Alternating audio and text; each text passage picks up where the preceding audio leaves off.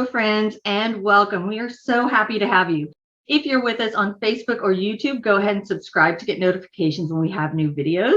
If you are with us on Zoom, drop a hi in the chat. We'd love to say hello back. And if you are in person, hello to you all.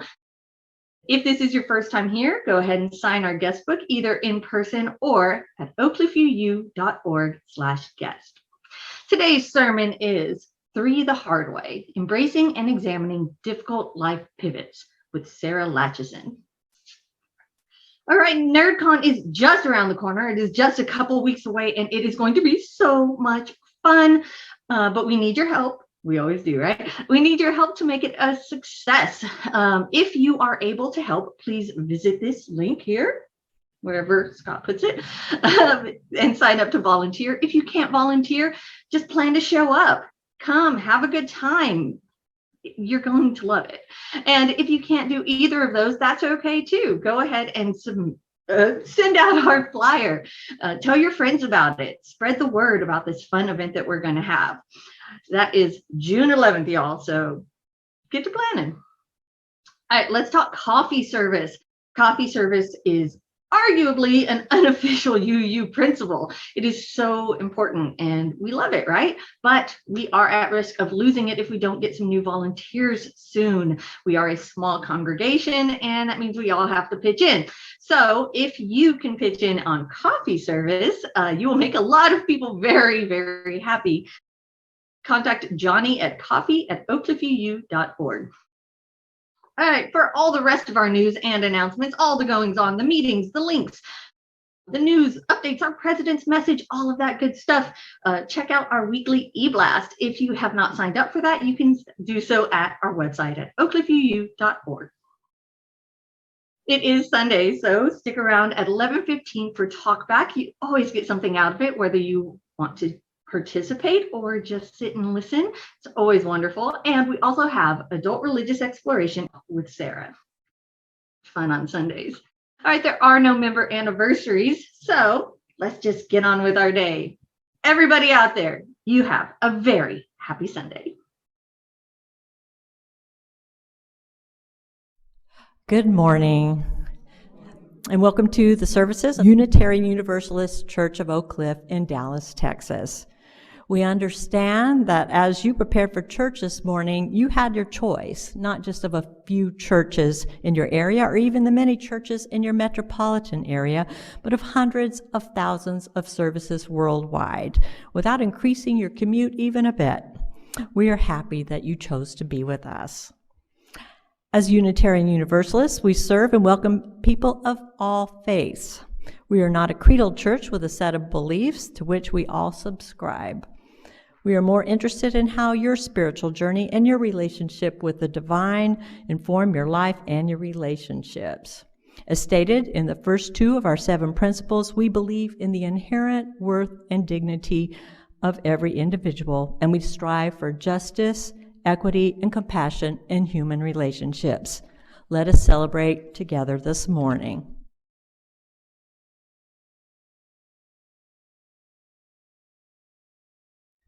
Good morning, everybody. I have been asked to just take a moment for us to honor the lives of the folk we lost at the school in Uvalde, as well as to honor the lives of the folk who were simply grocery shopping and their lives were taken. At the end of the day, these kinds of things, whether we are the ones who are harmed, whether they are our family members or not, these things wreck our safety.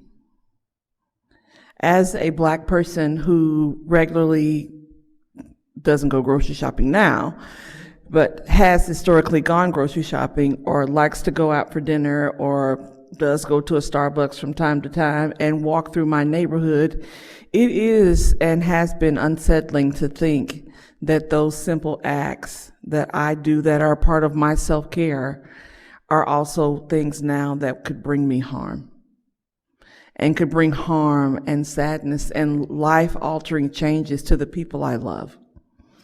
And that's what has happened to the families who lost their children, who simply took them to school and no longer have them in their lives, are the partners, spouses, children of those who were murdered simply for trying to take care of their family needs by grocery shopping.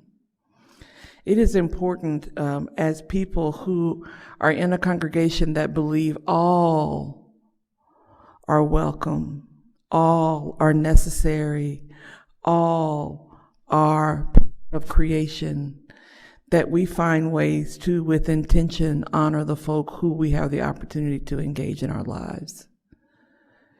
Smiles, kindness, just simply being grateful and gracious are ways that we can demonstrate in our own lives what it means to be welcome and accepted as a part of the great tapestry that is creation.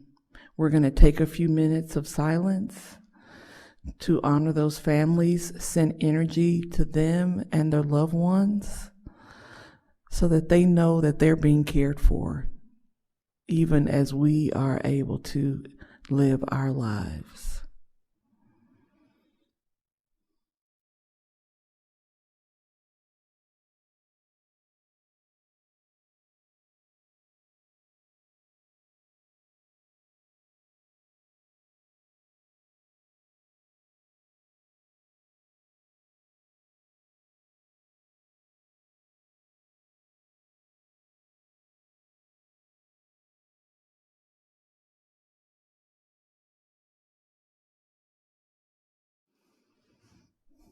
Please remember, as you go through your day today, every time one of those people comes to your mind with intention, send them love, send them kindness. As you are engaging via social media, please remember them. As you are moving through your day and enjoying your dinner, and all the other things that you do that we often take for granted. Say words of kindness, express gratitude, and ask the divine to stop the use of guns in such unnecessary ways. And ask the divine to sprinkle a little kindness in the earth, because we need it. Thank you. May the light we now kindle inspire us to use our powers to heal and not to harm, to bless and not to curse, to serve you, Spirit of love, compassion, and forgiveness.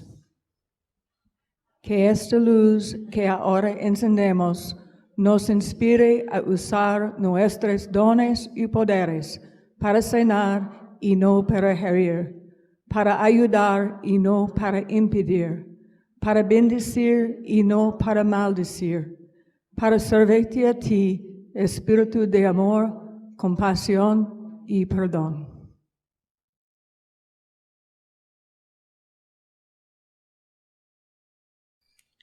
Our opening words today are from Kirk D. Lodeman Copeland. We are called to gather and worship as a beloved community. We are called to set aside distractions and anxieties that we may touch deeper springs and be renewed. We are called to seek and share comfort for the hurts that afflict. We are called to desire more love, more justice, and life more abundant. We are called to truth, to mercy, to humility, and to courage. Let us answer the call with the yes of our lives.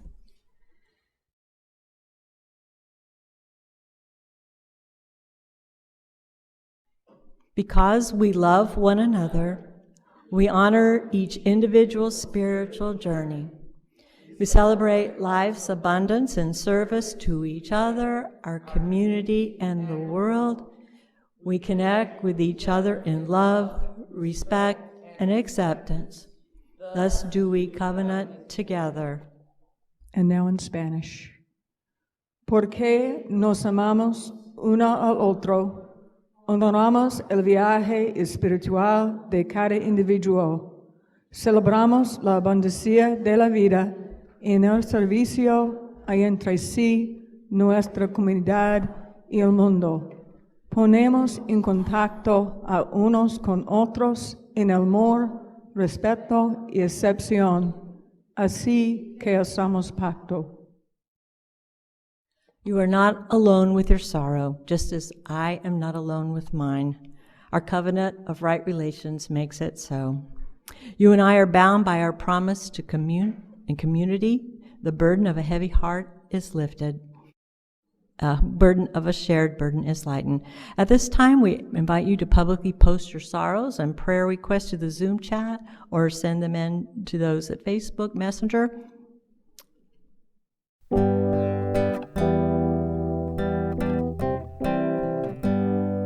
When I breathe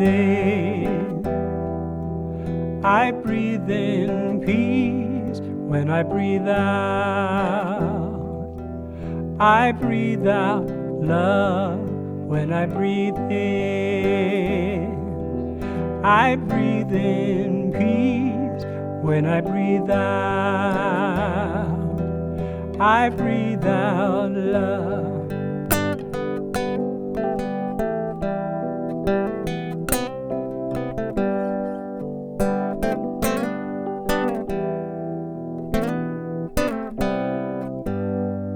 When I breathe in peace. When I breathe out love. When I breathe in peace. When I breathe out love.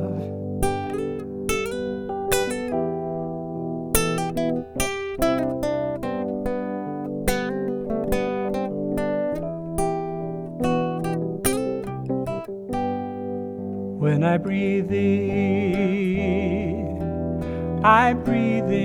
peace. When I breathe out love. When I breathe in peace. When I breathe out love.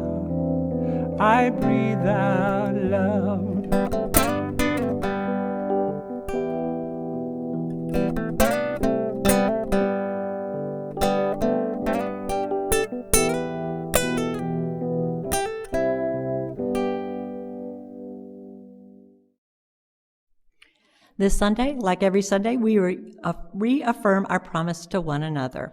Our promise makes clear the call to celebrate. For that which brings you joy, makes you grateful, brings you peace. We, your sacred community, celebrate. We celebrate together and magnify joy, heighten gratitude, and spread ever-increasing peace. Please send your joys publicly by posting them in the Zoom chat or send them to our Facebook Messenger or speak them aloud.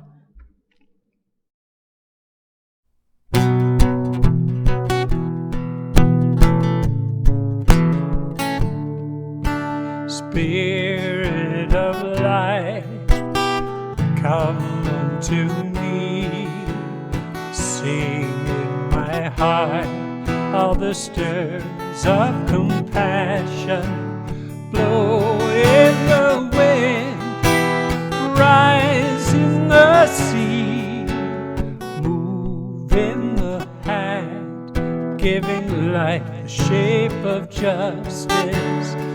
Roots hold me close, wings set me free. Spirit of life, come to me, come to me.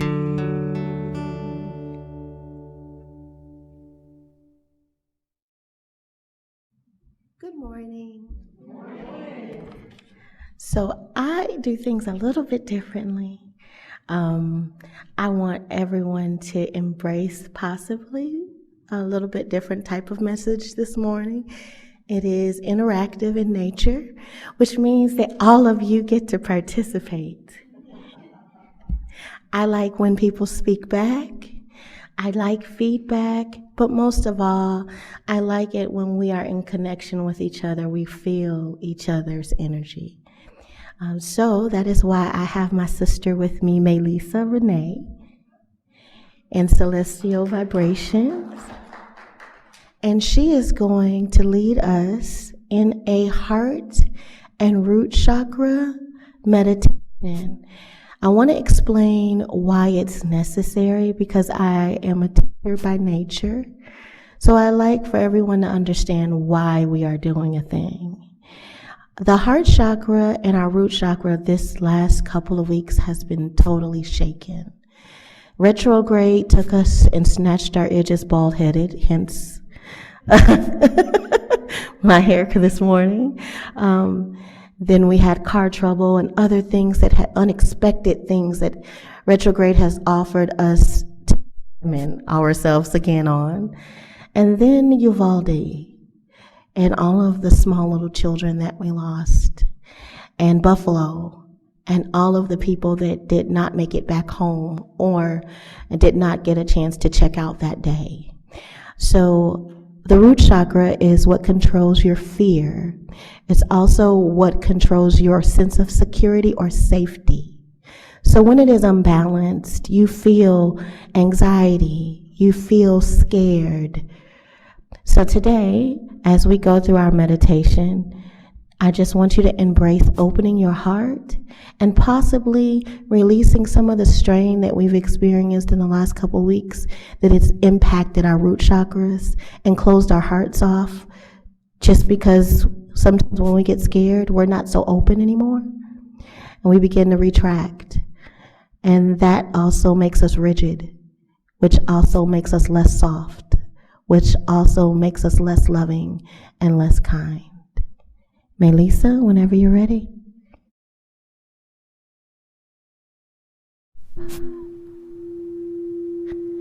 Now, as we honor the four directions, as I normally do, the northeast and the south and the west, opening the atmosphere for our archangels and also for any spiritual guides that have messages to deliver to us, but mostly to center us in this moment.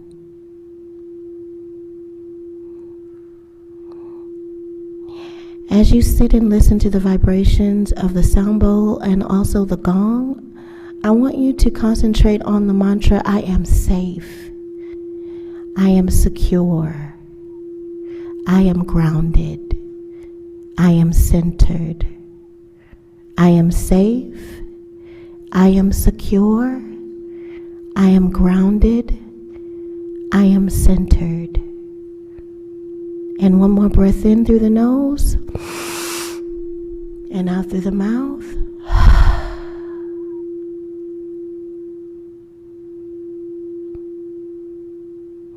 Now the gong opens a piece of your root chakra and it should vibrate pretty loudly. When you hear it, I don't want you to be startled. I just want you to lay in the vibration or sit in the vibration. Sound is the only thing that can penetrate our existence without permission. So it can regulate us and center us in ways that nothing else can.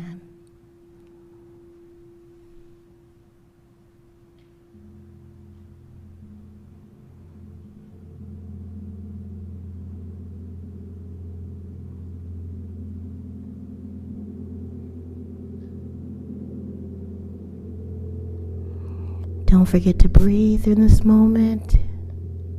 And you might feel a little uncomfortable. It's okay. If you get fidgety, it's okay too. That's quite normal.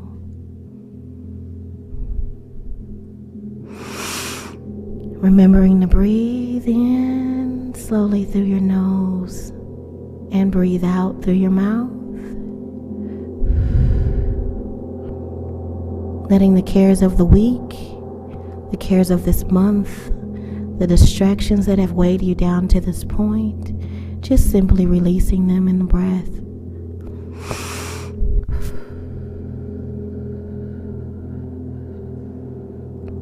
You may feel your hands start to tingle. You may feel your hands heat. That's okay. The gong is an activating principle, so it will activate parts of your body That is normal. Just don't forget to breathe. Concentrate on your breath. I am safe. I am grounded. I am centered. I am safe. I am grounded. I am centered. I am safe. I am grounded. I am centered. I am safe. I am grounded. I am centered. I am safe. I am grounded. I am centered. I am safe. I am grounded. I am centered. I am safe. I am grounded. I am centered. I am safe. I am grounded. I am centered.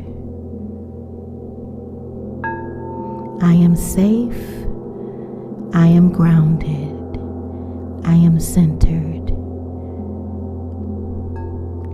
I am safe. I am grounded. I am centered. I am safe. I am grounded. I am centered. I am safe. I am grounded. I am centered. I am safe.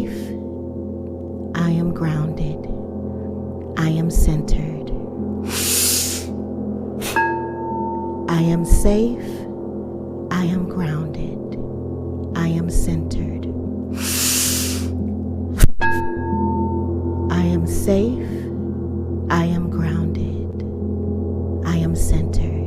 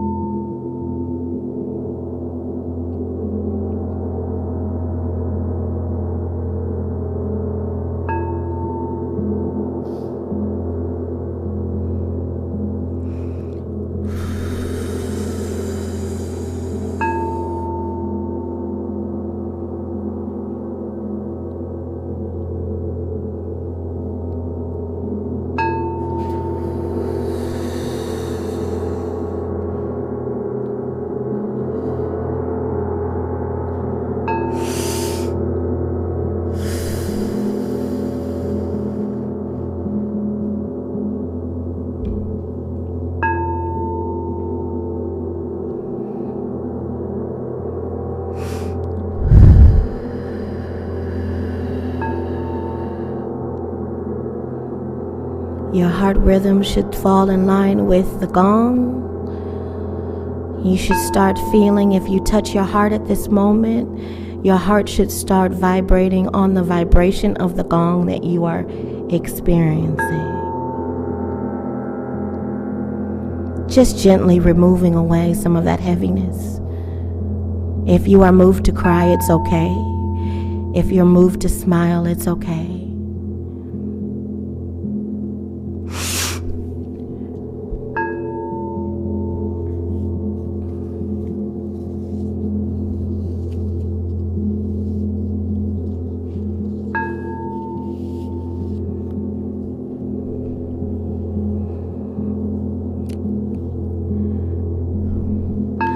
One more minute.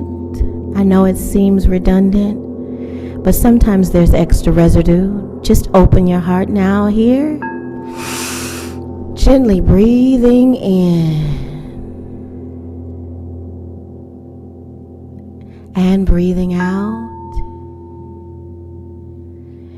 Breathing in love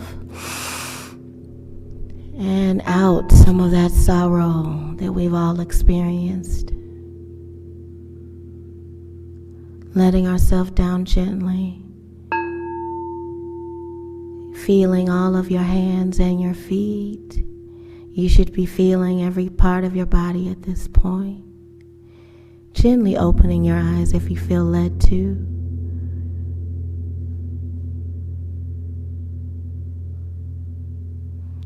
Sound should be clearer. Colors should be more vibrant.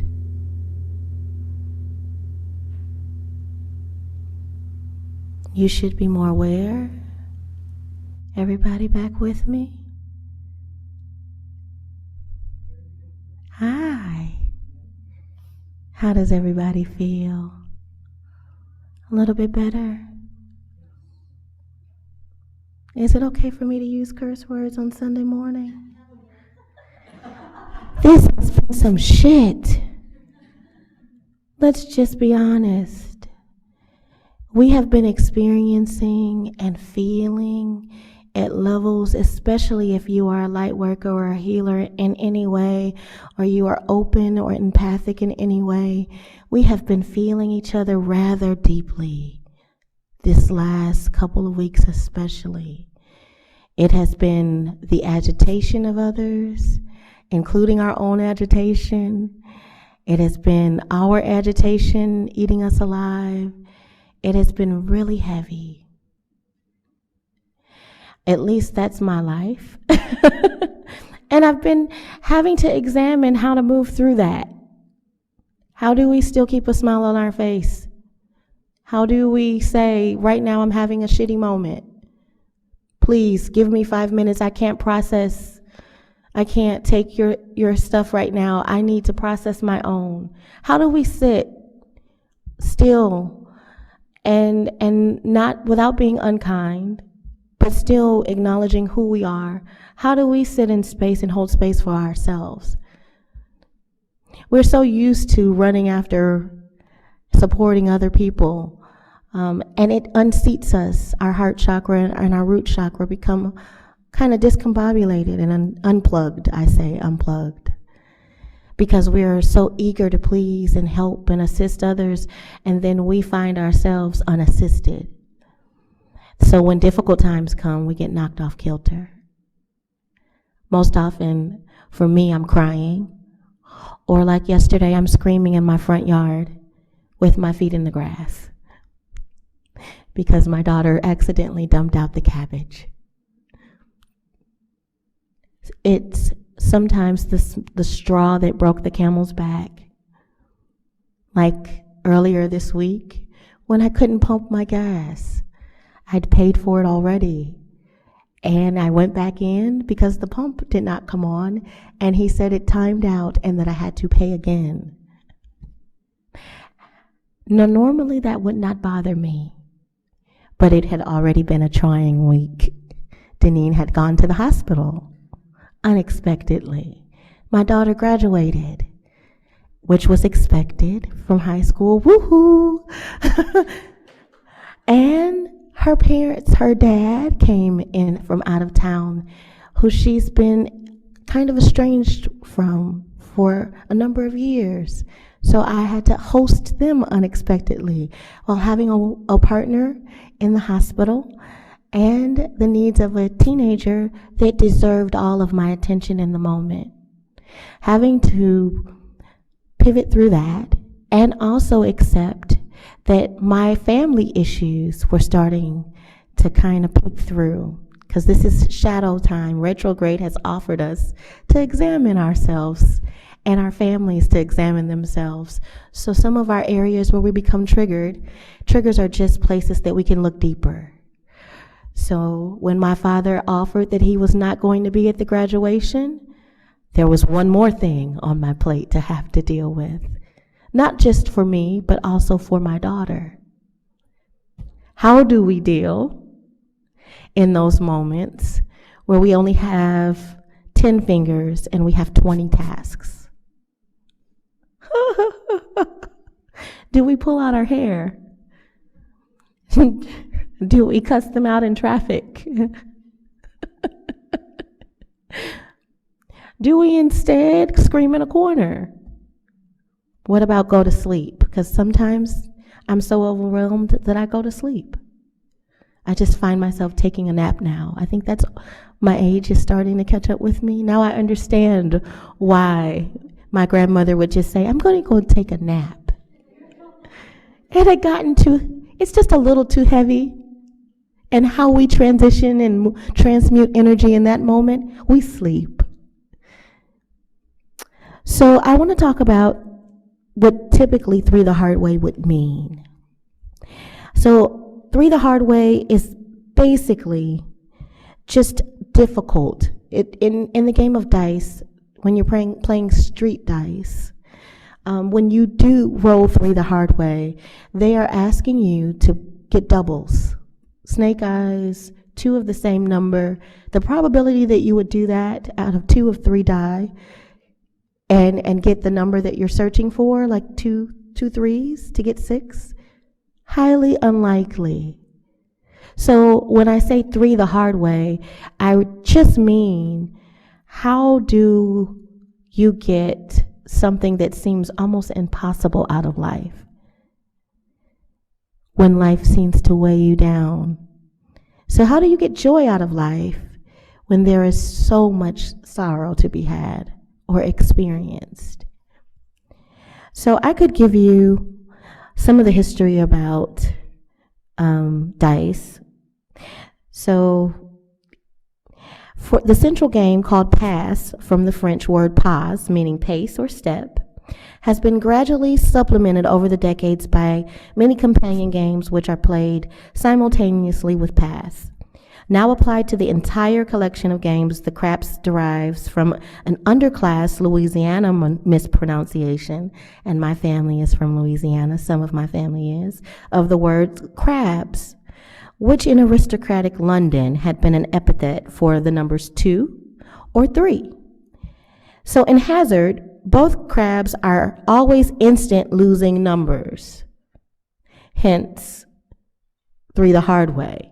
We're instantly losing all the time for the first dice roll, regardless of the shooter's selected main number. Also in hazard, if the main number is 7, then the number 12 is added to the crabs as long as a losing number on the first dice roll. So the structure is retained in the simplified game called pass. All 3 losing numbers on the first roll of pass are jointly called craps numbers. So how do we not get craps numbers? We answer Denine's phone.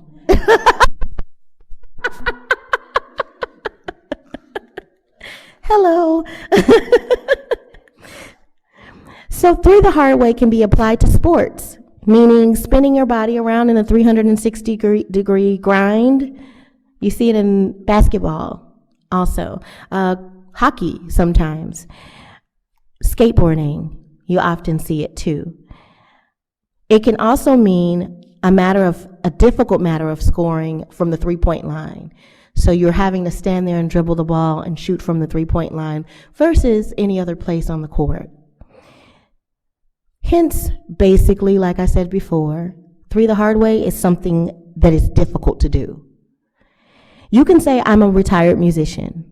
I gave up my main instruments when I became a mother at 19. I remember getting lost in practicing so much so that the hours ran into one another and the days ran into nights. I didn't want to move from the space until I had gotten it just right. I was a perfectionist of sorts. But perfectionism kept me in practice mode. I never wanted to perform in front of anyone else because it wasn't perfect enough. I did not want to move from the space. I wish I had gotten to know then that imperfection is something that uniquely stamps and individualizes a body of work that makes it timeless. That's why we love jazz so much, because it's improvisation. Improvisation is just spontaneous change that makes something beautiful in the moment. On the most basic level, when we practice getting better to become proficient, to ensure that we never play the wrong note. Productive practicing should never be mindless. You should never be found mindlessly note bashing. I'm a pianist by trade. I started with the violin and the viola and the cello, but piano became something that I really loved. So there's a pianist named Seymour Bernstein that wrote a beautiful book called With Your Own Two Hands that I want to use and weave into today's message. He states that productive practicing puts you in touch with an all-pervasive order.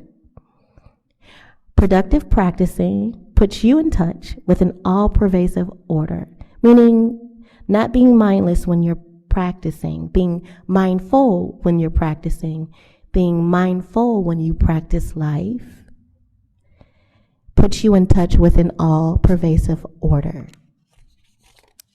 I want to offer that when navigating difficult emotions, when embracing difficult circumstances, approaching them without a plan or an order to things, oh boy, you're going to definitely experience some suffering trying to figure it out without a plan. You could say that my life has been a literal play out of an all-street craps game. And I'm the personification of it in this moment of achieving 3 the hard way. At this moment right now, where you see me, I finally didn't get craps numbers. Finally, I figured it out. I wrote an impossible feat. I finally won.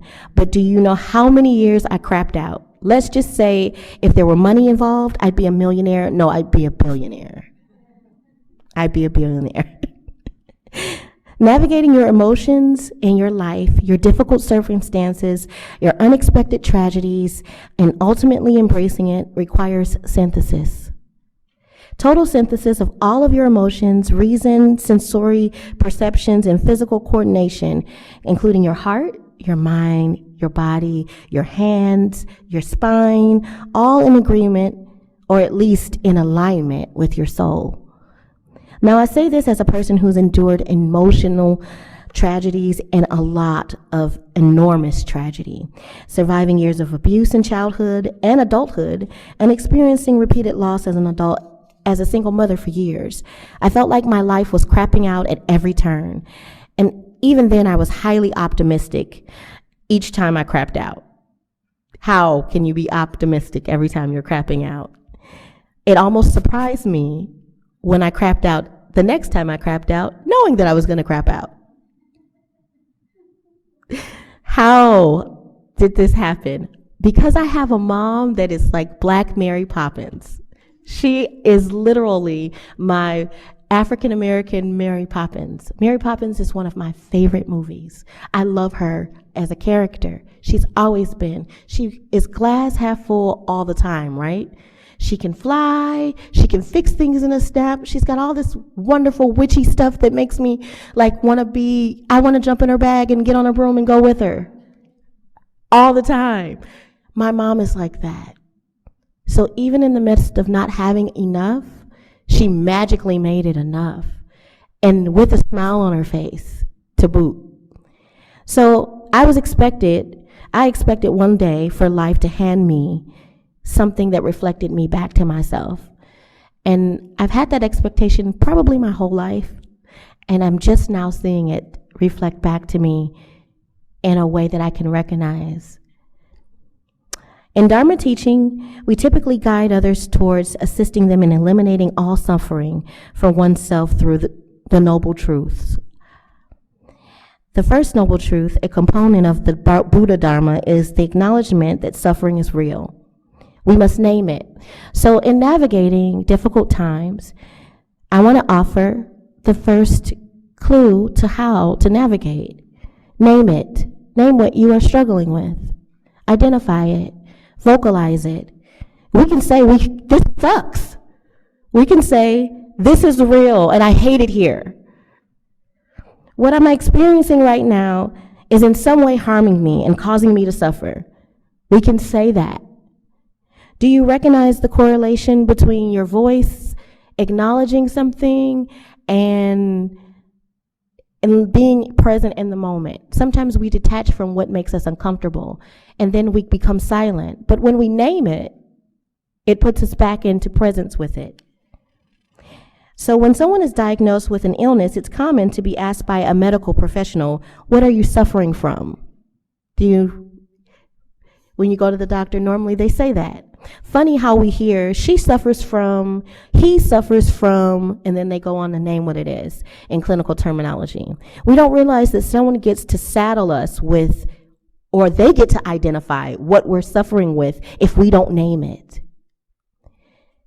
But there is joy in accepting the pain, the coming apart of a thing, or the coming apart of oneself. If you cannot name what you experience, you don't get to experience the joy in the coming apart and the joy in the putting back together of the new thing. So if you do not want to continue to crap out in life and rolling through the hard way is your goal, you're going to need to name what you're experiencing out loud. You're going to have to use your throat chakra. You're going to have to vocalize it. You're going to not have to just write it down, but have the courage enough to say it out loud. You're going to have to acknowledge it, accept it as it is in the moment, if it never changes, and you're going to have to bow to it. When you acknowledge it and you bow to it and you allow it to bow to you, symbolizing that you see it and it sees you, you will submit to the lesson that it has to teach you, and you will allow the adversity to pass. To begin cultivating joy, we must come aware of our suffering. Joy is the absence of suffering, but you cannot have the absence. You can't vanquish the suffering that you won't bow to, that you won't acknowledge, that you won't name. Now, here is where we pivot. I want to share personally how this applies to my life today. I already shared that, so I'm going to skip that part. In the absence of time, I want to make sure that I get to the end of the message also. Okay. Now, I had an illness that started about last year, and I can share this, and it was unexpected. There were a lot of things I didn't deal with. I pummeled through life because I had to show up for other things that were more important at the time. So I had to make a choice in the moment what I was going to deal with. And most of us, we all do that. We have to choose what we're going to deal with in that moment, prioritize the most important thing, and we kind of sweep the other stuff untidily under the bed or under a dress or under a corner, hoping no one else can see. But our body doesn't forget those things. And so my body remembered some things I hadn't processed last year. And I ended up on oxygen for 6 months, more than 6 months, almost 8 months of continuous oxygen. And it wrecked me. And it was difficult. And I was told to prepare to die. And I was told to say my goodbyes. And I was told to deal with it. And of course, initially I was like, well, fuck you. Initially, I was. Sorry if that's an F word that's not allowed. But I love the Universalist Unitarian Church because we can be who we are. And so F-bombs are in my life on a normal basis, okay? I've learned to release them from my body because if I hold them inside, I end up on oxygen for 6 months. And I don't want that anymore. So instead of fighting the illness, when I first started to fight it, I began to surrender to it. I laid down in front of it. I bowed my head to it. And now I know that in many other faith constructs, they say, don't accept it. Don't name what it is. Name something else. Name what you want instead of what you're experiencing. Command something else forward. But I'm standing here today to tell you that there is an enormous power in naming what is. And bowing to it and accepting it. It eliminates the fear. It dissolves the fear immediately. It dissolves the illusion. Because fear is the illusion, right? So I dissolve the illusion so I can embrace joy. And I had to ask some really hard questions, which is also how we navigate difficult times. Ask the questions, so what if I die? I had to ask the question. So what? When life throws us a pivot and it's uncomfortable, it's unexpected most often. It's sudden and it's not something we want to do in the moment. I could use myself for example, the cabbage that got thrown out yesterday. I was so looking forward to having my cabbage with my spinach and my jicama salad. Unfortunately, my daughter ate the jicama salad and dumped the cabbage out. I was so angry in the moment. I found my voice lifting and raising, and I was getting ready to just scream, but I didn't want to give it to her like that. I looked both ways. I ran into the bedroom with Deneen, and I just said, honey, you'll never guess. I can't eat my spinach. I can't eat my cabbage. And in the middle of my tantrum, I'm like full throttle. I caught myself and something just said, go put your feet in some grass right away. So here I am, big, almost 260 pounds of me. I'm going, and I'm shoving my hands in my pocket, and I'm running to the front room, and I'm opening up the door, and I heard myself go, ah! Opening up the front door. And I threw my shoes off to the side and planted my feet in the grass, and I'm looking around, and I'm trying to be mad. But then this beautiful blue jay comes across. And I'm trying to be mad, and then it starts singing. And I'm trying to be mad, but then this breeze blows across me, and I'm trying to be mad. And then I start feeling myself relax. Then I'm trying to be mad, and I start hearing the whooshing of everything and kind of the trees blowing, and it sounds so good. And then I'm just like, oh crap. Who wants being mad in this moment? My feet are in the grass, it's cold. I can see the blades of grass, they're all individually green, and I'm like, touch the grass, just touch the grass. That's my neurodiversity, I guess, I was experiencing. But I forgot all about being angry. And I was soft again in less than 5 minutes. So I have a question to ask you. What opportunities does pivoting in times of difficulty, choosing to pivot instead of sitting in it, what opportunities does the pivot offer us? What experience of adversity does pivoting protect us from? Because sometimes pivoting protects us from something else happening, like that accident that you get shielded from when your directions change on your navigation suddenly, and you have to make the turn that you don't want to make, and you almost get in an accident trying to make it to avoid the traffic, but then you see the traffic that you would have gotten into, or the accident that you would have gotten involved in if you didn't make the quick turn.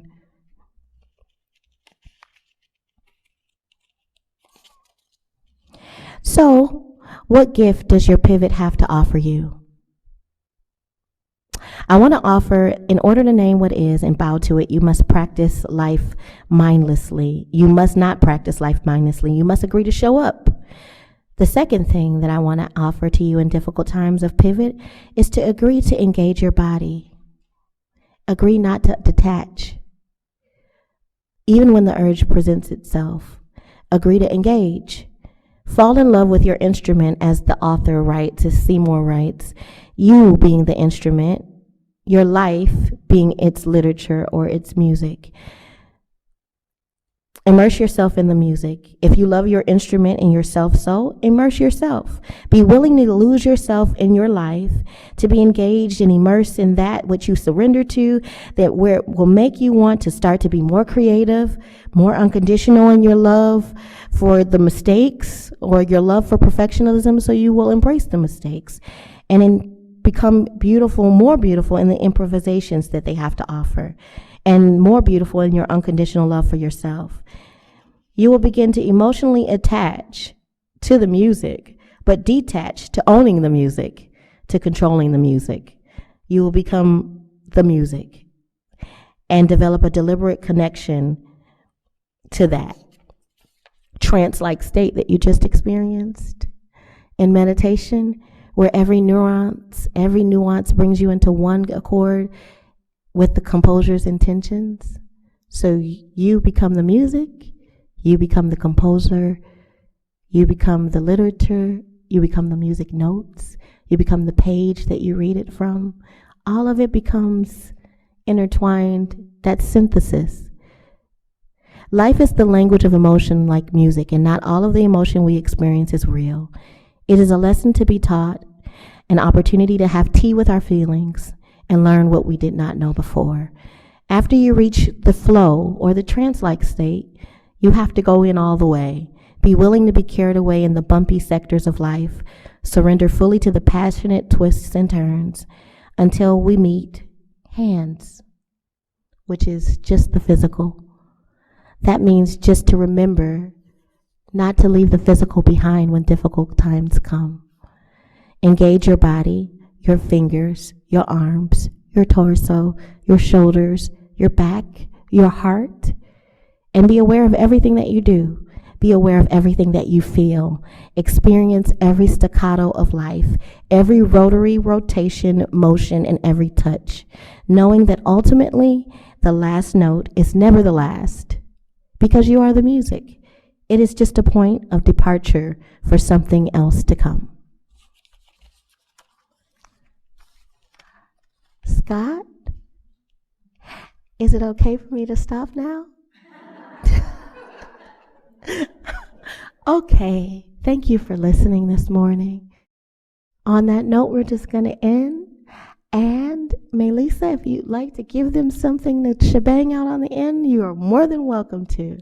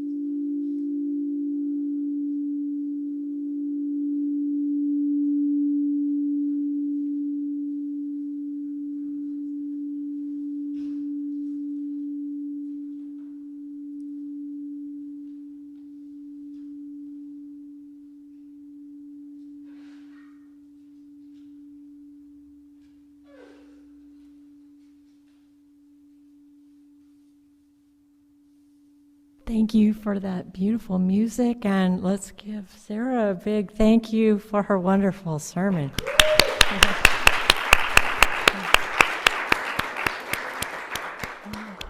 Very inspiring, thank you. Okay, let there be an offering to sustain and strengthen this place, which is sacred to so many of us. A community of memory and hope, for we are now the keepers of the dream. To make an offering or your pledge, please go to oakcliffuu.org/donate and follow the links.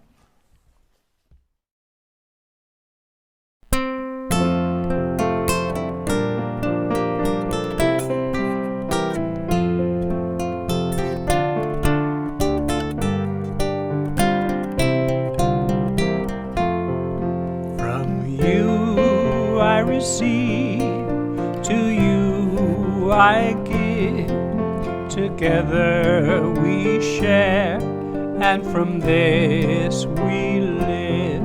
De ti yo recibo, a ti te doy, así compartimos y vivimos hoy.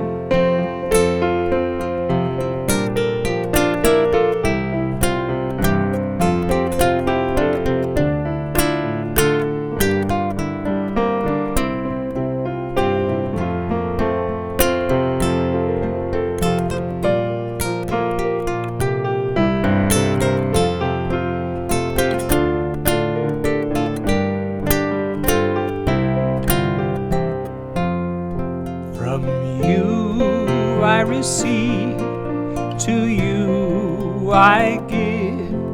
Together we share, and from this we live. De ti yo recibo, a ti te doy, así compartimos y vivimos hoy. Our closing words are by Gordon B. McKeeman. The worship of the gathered community is now ended. Go in peace. Go in joy. Go in love to share in the ongoing worship of the community in dispersion. Carry with you what is precious to us all: reverence for all life, beauty that displays itself in love, deep, abiding peace.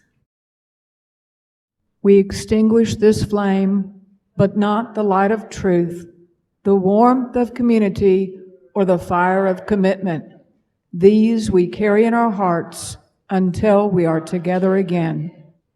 Extinguimos esta llama, pero no la luz de la verdad, el calor de comunidad o el fuego de nuestro compromiso. Estos los llevaremos en el corazón hasta que estemos juntos otra vez.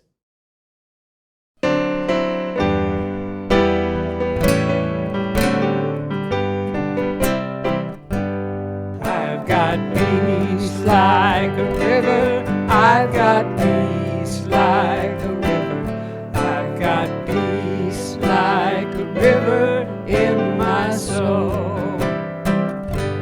I've got peace like a river. I've got peace like a river. I've got peace like a river in my soul. I've got joy like a fountain. I've got joy like a fountain. I've got joy like a fountain in my soul.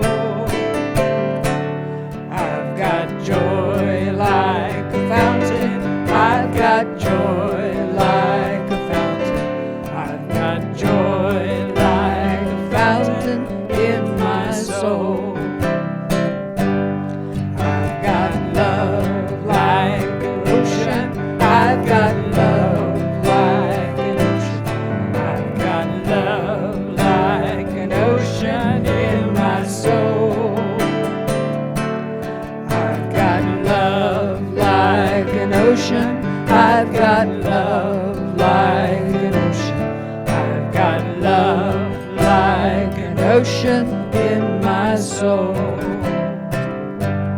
I've got pain like an arrow. I've got pain like an arrow. I've got pain like an arrow in my soul. I've got pain like an arrow. I've got pain like an arrow. I've got pain like an arrow in my soul. I've got peace like a river. I've got peace like a river. I've got peace like a river in my soul. I've got peace like a river. I've got peace like a river. I've got peace like a river in my soul.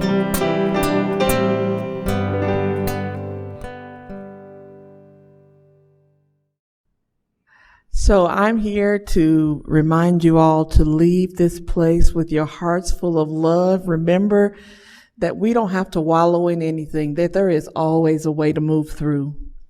And more importantly, moving through, acknowledging what you're experiencing, figuring out the path forward, and honoring who you are, embracing all of you as you move through whatever challenges life affords you, in community, in the sacredness that is us, is how we get through. Go have an amazing week. find someone to love on, including yourself, I leave you to go with joy. Melissa's going to bail us out.